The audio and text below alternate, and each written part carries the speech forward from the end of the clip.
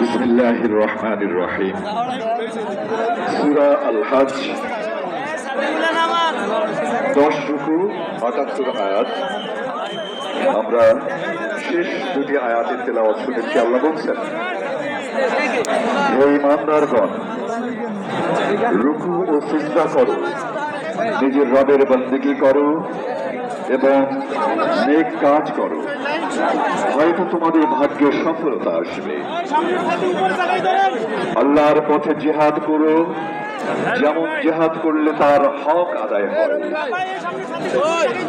তিনি নিজের কাজের জন্য তোমাদেরকে বাছাই করে নিয়েছেন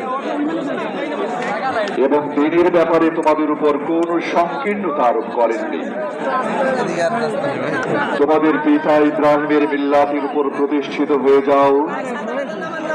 আল্লাহ আগেও তোমাদের নাম রেখেছিলেন মুসলিম, এবং এই কোরআনের মধ্যেও তোমাদের নাম এটি, যাতে রাসূল তোমাদের উপর সাক্ষী হন এবং তোমরা সাক্ষী হও লোকদের উপর। কাজেই সালাত কায়েম করো, যাকাত দাও, আল্লাহর সাথে সম্পৃক্ত হয়ে যাও। তিনি তোমাদের অভিভাবক, বড়ই ভালো অভিভাবক তিনি, বড়ই ভালো সাহায্যকারীও তিনি।